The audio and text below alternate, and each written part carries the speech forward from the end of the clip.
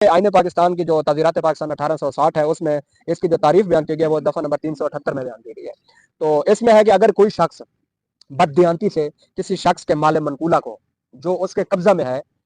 اس کی رضامندی کے بغیر لینے کی کوشش کرے یا اس کو چوری تو ہو گئی تو اس کی جو سزا ہے ظاہری سی بات ہے چوری جب ہوتی ہے تو اس کی پاکستان کے آئین میں یا تعزیرات پاکستان کے لحاظ سے کوئی نہ کوئی سزا ہے تو وہ سزا کس دفعہ کے تحت ہے اور وہ سزا کتنی ہو سکتی ہے؟ جی بالکل لطیف بھائی یہ بھی ایک اہم سوال ہے. تو میں اس میں السلام علیکم، میں ہوں عبداللطیف اور آپ دیکھ رہے ہیں ہمارا یوٹیوب چینل شہد لطیف پنجاب پولیس. پہلے ہم نئی جو بھرتی ہو رہی ہے پنجاب پولیس میں اس کے ریلیٹڈ جو ویڈیوز ہیں وہ آپ تک جو ہے پہنچاتے رہے ہیں معلومات کی شکل میں، اور اس کے بعد عوام تک جو ہے ایک نالج اور ایک طرح کی معلومات پہنچانے کے لیے لاسٹ کچھ ویڈیوز ہم نے پاکستان کی دفعات تعزیرات پاکستان پہ بنائی ہیں تاکہ آپ تک بہتر جو معلومات اور آگاہی ہے وہ پہنچ سکے.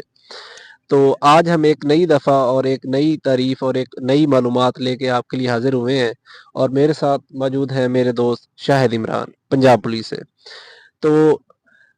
آج میرا جو کوشچن ہے وہ شاہد بھائی سے وہ یہ ہے کہ عام جو عوام ہے یا ہماری جو عوام ہے پاکستان کے، ہمارے جو لوگ ہیں، ہمارے جو بھائی ہیں، انہیں یہ پتہ نہیں ہے کہ جب چوری ہوتی ہے تو وہ اصل میں کیا چوری کس قسم کی ہے، یا وہ ڈکیٹی ہے یا چوری ہے، یا وہ چوری ہوئی ہے تو اس کی کیا دفعہ ہے، اس کی تعریف کیا ہے یا اس کی سزا کیا ہے. دفعات الگ الگ ہیں، یہ ایک ہے تو اس کے ریلیٹڈ پتہ نہیں ہے. تو میری گزارش ہے کہ آپ سب سے پہلے ہمیں بتائیں کہ جو چوری ہے اس کی تعریف اصل کیا ہے اور اس کی کیا دفعہ ہے. جی بسم اللہ الرحمن الرحیم. شکریہ لطیف بھائی. تو بالکل یہ ایک اہم پوائنٹ ہے کیونکہ ہمارا مقصد عوام اور پولیس کے درمیان اچھے اور خوشگوار تعلقات پیدا کرنا اور ان کو بحال رکھنا ہے. تو آج جس ٹاپک کے لیے آپ نے مجھے ایک ٹاپک دیا ہے وہ ہے چوری کے ریلیٹڈ. تو اس حوالے سے ہماری عوام کو واقعی کیونکہ کچھ لوگ ہیں جو دیہاتی ایریا کے ہیں یا جو ان چیزوں سے واقف نہیں ہوتے ہیں تو ان سے ریلیٹڈ یہ ایک اہم پوائنٹ ہے کیونکہ چوری ایک عام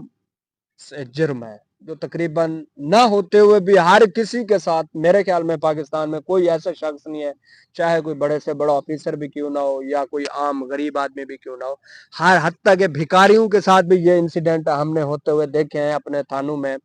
تو اس حوالے سے لطیف بھائی آج میں اپنے دوستوں اور اپنے دیکھنے والے ویورز کو سب سے پہلے تو یہ بتاؤں گا کہ چوری ہوتی کیا ہے،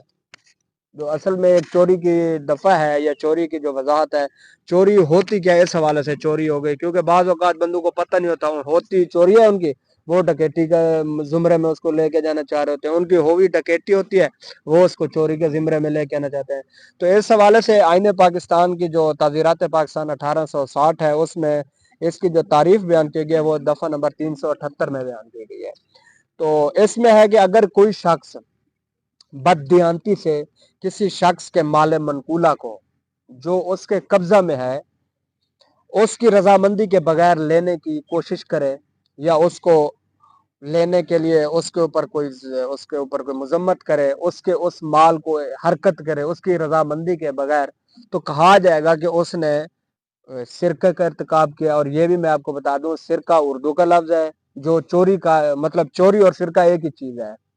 تو اس حوالے سے میں آپ کو بتاتا جو اس میں کچھ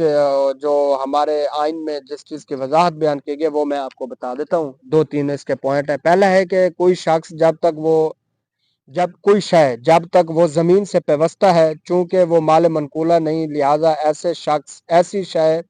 جس کا سرقہ ہو سکے مگر وہ جو ہی وہ زمین سے جدا ہوگی تو کہا جائے گا کہ وہ سرقہ کے قابل ہو گئی ہے. اس کا جو دوسرا پوائنٹ ہے وہ کسی شے کی تبدیلی جو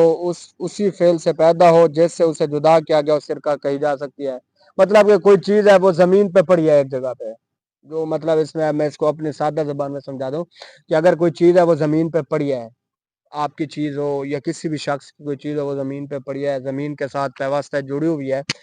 کوئی بھی بندہ دوسرا شخص آتا ہے وہ چیز آپ کی یا اس شخص کی رضامندی کے خلاف اس چیز کو لے جاتا ہے، اس کی مرضی کے خلاف اس کو بتائے بغیر وہ اس چیز کو حرکت دیتا ہے، اس کو کہیں دوسری جگہ لے جاتا ہے، تو کہا جائے گا کہ اس نے چوری کی ہے. تو یہ تو ہوگی چوری کی وضاحت. تو اس حوالے سے میں نے آپ کو 2-3 اس کے پوائنٹ بتائے ہیں جو کہ اہم ہے. تو اگلا آپ سوال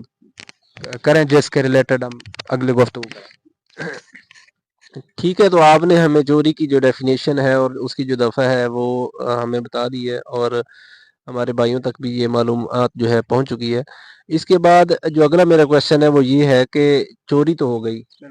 تو اس کی جو سزا ہے، ظاہری سی بات ہے، چوری جب ہوتی ہے تو اس کی پاکستان کے آئین میں یا تعزیرات پاکستان کے لحاظ سے کوئی نہ کوئی سزا ہے، تو وہ سزا کس دفعہ کے تحت ہے اور وہ سزا کتنی ہو سکتی ہے؟ جی بالکل لطیف بھائی، یہ بھی ایک اہم سوال ہے، تو میں اس کی وضاحت بھی کر دیتا ہوں۔ اس کی جو سزا بیان کی گئی وہ دفعہ 379 کے تحت بیان کی جاتی ہے، اور اس میں آپ کو بتاؤں کہ یہ آپ لوگوں نے اکثر دفعہ مطلب جب بھی کوئی ایف آئی آر ہوتی ہے آپ نے اس میں 379 دیکھا ہوگا، کبھی 378 نہیں لگتے، 379 لگتی ہے، پھر اس کے ریلیٹڈ 381 ہو گیا، 381 380 ہو گیا، 382 ہو گیا، وہ پھر ایک مختلف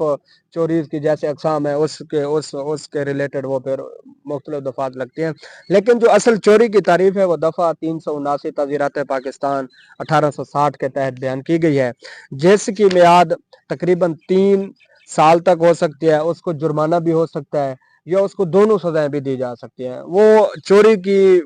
نوعیت کے حساب سے اس کے اوپر پھر جو اس کی سزا ہوتی ہے وہ مقرر کی جاتی ہے، اور یہ عدالت ہی مقرر کرتی ہے، وہ مجسٹریٹ کی ہو یا ایڈیشنل سیشن کی ہو، سیشن عدالت ہو، وہاں پر یہ ایک پروسیس ہے جو ایف آئی آر ہونے کے بعد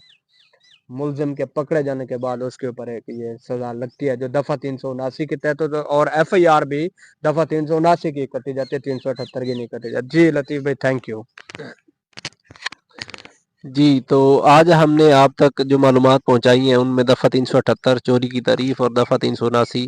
چوری کی سزا، اس کے متعلق معلومات پہنچائی ہیں۔ تو آئندہ ہمارے ساتھ جڑے رہنے کے لیے ہمارا چینل سبسکرائب کیجیے، لائک کیجیے اور ایک دوسرے کے ساتھ شیئر کیجیے تاکہ آپ تک ہماری معلومات جو ہیں وہ پہنچ سکیں۔ آخر میں آپ سے اپنی طرف سے اور اپنے دوست شہد عمران کی طرف سے اجازت چاہوں گا۔ السلام علیکم۔